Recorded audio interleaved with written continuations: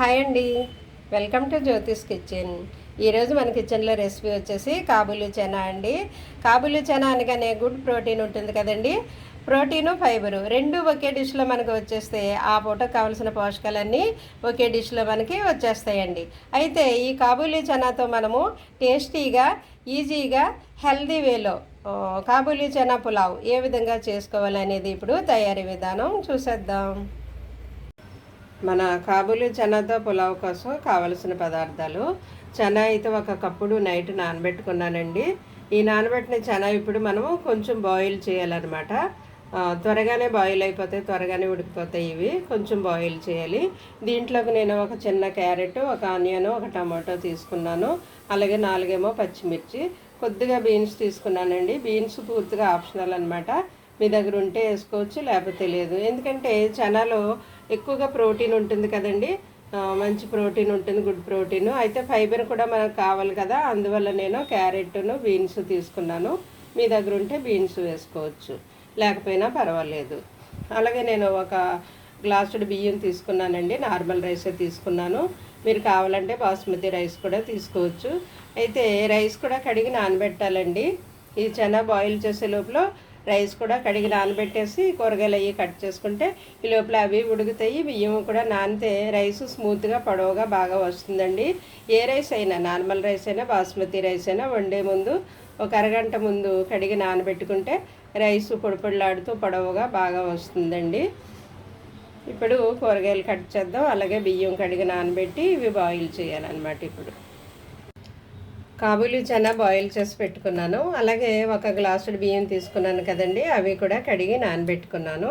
అయితే కూరగాయలు బీన్స్ ఈ సైజు కట్ చేస్తే బాగుంటుంది. ఆనియన్ అయితే పొడవుగా చీలికలుగా కట్ చేశాను. క్యారెట్ ఈ విధంగా చిన్న ముక్కలు, అలాగే పచ్చిమిర్చి పొడవుగా చీలికలు, కొద్దిగా కరివేపాకు తరుగు, అలాగే కొద్దిగా కొత్తిమీర తరుగు, టమాటా ఈ విధంగా చిన్నగా కట్ చేసుకున్నాను. అలాగే దీంట్లో కావలసిన మసాలాలు: కొద్దిగా అల్లం వెల్లుల్లి పేస్టు ఒక 1/2 స్పూను, అయితే బిర్యానీ ఆకులు 2 చెక్కలు, అలాగే మరాఠీ మొగ్గ, 2 స్టార్ పువ్వులు, ఇవి 4 యాలక్కాయలు, 4 లవంగ మొగ్గలు. ఇవి మనకు కావాల్సిన పదార్థాలు, మసాలాలు. ఇవన్నీ రెడీ పెట్టేసుకుంటే వంట చాలా ఈజీగా అయిపోతుంది మనకి. ఇప్పుడు స్టార్ట్ చేద్దాం. స్టవ్ ఆన్ చేసి నేను చిన్న కుక్కర్ పెట్టుకున్నానండి. అయితే నేను ఆయిల్కి బదులు నెయ్యితో చేస్తున్నాను. నచ్చిన వారు నెయ్యి వేసుకోండి, లేదంటే ఆయిల్ వేసుకోండి, ఓకేనా. అయితే 3 స్పూన్లు వేసాను. నేను తీసుకున్న ఈ స్పూను చిన్నదనమాట, అందువల్ల 3 స్పూన్లు నెయ్యి వేసాను. నెయ్యి హీట్ అయిన వెంటనే మనము ముందుగా ఈ మసాలాలు వేద్దామండి. బిర్యానీ ఆకు, ఈ గరం మసాలా అంతా వేద్దామన్నమాట. ఇవి కొంచెం వేడెక్కితే చాలండి, ఎందుకంటే ఆయిల్లో ఇవి పేలుతాయి, జాగ్రత్త చూసుకోండి. కొద్దిగా వేడెక్కితే చాలు, మనము ఉల్లిపాయలు వేసేయచ్చు అనమాట.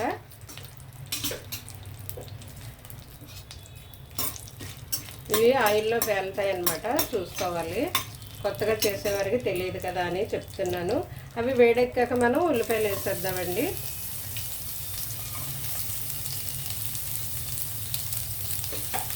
నేను నెయ్యి తక్కువ వేసానని అనుకుంటున్నారు కదా, లాస్ట్లో మరలా పైన కొంచెం వేస్తాను, అందువల్ల సరిపోతుంది. లేదు బాగా తక్కువగా అని మీకు అనిపిస్తే మీరు కొంచెం పెంచుకోండి. మరీ అంత తక్కువ బాగోదు అని ఎవరికైనా అనిపిస్తే మీరు ఇంకా 1 స్పూను లేదా 2 స్పూన్లు వేసుకోవచ్చు. అది మీ ఇష్టాన్ని బట్టి ఉంటుంది. ఓకే, ఉల్లిపాయలు కొంచెం ఫ్రై అయిన తర్వాత మనం ఇవి వేద్దామండి. క్యారెట్, అలాగే బీన్స్ వేగడానికి టైం పడుతుంది కదా, సో ముందు వేసేద్దాం అనమాట. ఇవి ఇలా వేగేటప్పుడే మనం అల్లం వెల్లుల్లి పేస్ట్ వేసేస్తే ఇది కూడా పచ్చివాసన లేకుండా వీటితో పాటు వేగిపోతుంది.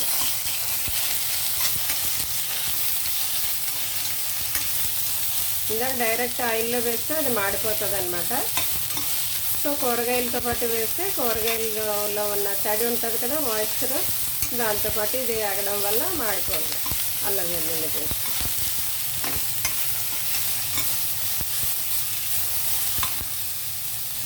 ఇవి కొంచెం వేగేయండి. ఈ టైంలో మనం టమాటో వేసేద్దాం.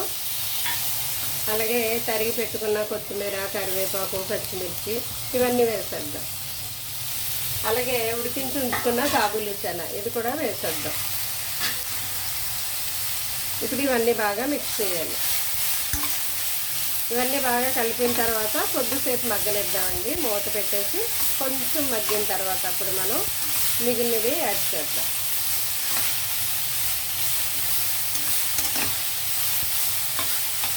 కొద్దిగా మగ్గనిద్దాం. మన కూరగాయలు కొంచెం మగ్గాయి. ఈ టైంలో మనం కొంచెం గరం మసాలా వేద్దామండి. అదే పులావ్కి గ్రైండ్ చేసి ఉంచుకుంటాం కదా, కొద్దిగా మసాలా ఒక అర స్పూనే వేసాను నేను. చాలా చిన్న స్పూన్ ఇది, ఎందుకంటే నేను తీసుకున్న రైస్ కూడా చాలా తక్కువ కదా. 1 గ్లాసు అంటే 1/4 కిలో ఉంటుందన్నమాట. గ్లాసు రైస్కి ఎన్ని కూరగాయలు అని మీకు అనిపిస్తే మరి మీరు కొంచెం తగ్గించుకోవచ్చు. ఎందుకంటే నేను చాలాసార్లు చెప్తూ ఉంటాను కదండి, రైస్ క్వాంటిటీ తగ్గించి మనం మిగతా కూరగాయలు వెజిటబుల్స్ ఎక్కువ వేసుకుంటే ఆయా పోషకాలన్నీ మనకు వస్తూ ఉంటాయి, కార్బ్స్ తగ్గుతాయి అన్నమాట. సో మసాలా వేసాక కొంచెం మగ్గిన తర్వాత మనం వాటర్ వేసేద్దామండి. 1:2 అనమాట. 2 గ్లాసులు వాటర్ వేస్తున్నాను నేను. గ్లాస్కి 2 గ్లాసులు నీళ్ళు వేస్తే సరిపోతుంది. ఇదంతా ఒకసారి బాగా కలిపిన తర్వాత ఇప్పుడు మనం సాల్ట్ వేయాలి. రుచికి సరిపడా సాల్ట్ వేసుకుందాం. సాల్ట్ వేసుకుందామండి. ఇదిగో ఒక అర స్పూన్ వేస్తున్నాను. నేను తీసుకున్న ఈ రైస్కి నాకు సరిపోతుంది అనమాట. ఎందుకంటే నాకు సాల్ట్ డబ్బాలో పెద్ద స్పూన్ ఉంది, అందువల్ల సగం వేస్తే సరిపోతుంది. మీరు తీసుకున్న స్పూన్ని బట్టి, మీరు తినే రుచిని బట్టి మీరు యాడ్ చేసుకోవచ్చు. ఇప్పుడు వాటర్ బాయిల్ అయిన తర్వాత మనం రైస్ ఇందులోకి వేద్దాం. వాటర్ ఈ విధంగా బాయిల్ అయింది కదా, ఈ టైంలో మనం రైస్ వేసేయచ్చు అనమాట. అయితే రైస్లో వాటర్ పూర్తిగా తీసేసి వేయాలి, ఎందుకంటే కొలత ప్రకారం మనం ఇందులో వాటర్ వేసేసుకున్నాం కాబట్టి. అయితే ఈ టైంలో మీరు సాల్ట్ సరిపోయింది లేదో చూసుకోండి. చూసుకుని అప్పుడు రైస్ యాడ్ చేయండి. ఇదిగోండి, రైస్లో ఉన్న వాటర్ పూర్తిగా తీసేసాను. ఇందాక నానబెట్టడానికే వేసాం మనం. ఆ వాటర్ ఇందులో వేయక్కర్లేదు, వేస్తే ఎక్కువైపోతుంది కదా. రైస్ వేసిన తర్వాత ఇదంతా ఒకసారి బాగా కలపండి. మొత్తం కూరగాయలన్నీ మిక్స్ అయ్యేలాగా ఒకసారి కలిపేసి మంట మీడియం ఫ్లేమ్లో పెట్టండి ఒక 5 మినిట్స్. తర్వాత మరలా సిమ్లో పెట్టేయాలన్నమాట. ఒక 5 మినిట్సే మీడియం ఫ్లేమ్లో పెట్టండి. కొంచెం వాటర్ దగ్గరికి ఎగిరిపోయిన తర్వాత అప్పుడు మనం సిమ్ చేసేయాలన్నమాట. ఇలా కలిపేసి మూత పెట్టేసి ఉడకనిద్దాం. ఇదిగో రైసు ఈ విధంగా వాటర్ దగ్గరికి ఎగిరిపోయింది కదండి. దగ్గరికి ఎగిరిపోయింది. కొంచెం ఉంది వాటర్, ఇదిగో చూడండి కొంచెం ఉంది వాటర్. ఈ టైంలో మనం సిమ్ చేసేయాలన్నమాట. ఎందుకంటే ఆ వాటర్ సరిపోతుంది, ఈ రైస్ ఇంకా పలుకుంది కదా ఉడకడానికి. సో ఆ మాత్రం వాటర్ ఉన్నప్పుడే మనం సిమ్ చేసేయాలి. అయితే పైన కొద్దిగా నేను మరలా నెయ్యి వేస్తున్నాను. ఈ టైంలోనూ వేసుకుంటే బాగుంటుంది అన్నమాట. అది మాడిపోకుండా చక్కగా ఉడుకుతుంది. ఈ నెయ్యి ఫ్లేవర్ మనకి తినేటప్పుడు బాగా తెలుస్తుంది. ఇలా పైన వేయడం వల్ల టేస్ట్ బాగుంటుంది. అలాగే పైన కొద్దిగా నేను మరలా కొత్తిమీర వేస్తున్నాను. బాగుంటుంది కదా కొత్తిమీర ఫ్లేవరు, ఉంటే వేసుకోండి. ఓకే, ఈ విధంగా వేసేసిన తర్వాత ఇంకా మనం ఇందులో ఏమేమి వేయవలసినవి లేవు, వేసేసాము. కావాలంటే మీరు కొంచెం పాలు వేసుకుంటే బాగుంటుంది పైన. ఇదిగోండి ఒక చిన్న గ్లాసుడు అనమాట. ఒక చిన్న గ్లాసులో సగం తీసుకున్నాను నేను. పైన ఏ పులావులైనా సరే మీరు పైన ఇలా పాలు వేస్తే అబ్బా టేస్ట్ భలే ఉంటుందండి, కమ్మగా ఉంటుంది అనమాట, బాగుంటుంది. నేను పాలు వేసాను కదా, వాటర్ ఎక్కువైపోతుందేమో అని మీరు అనుకోక్కర్లేదు. నేను ఇందులో సగమే వేసాను, చిన్న గ్లాస్ తీసుకున్నాను.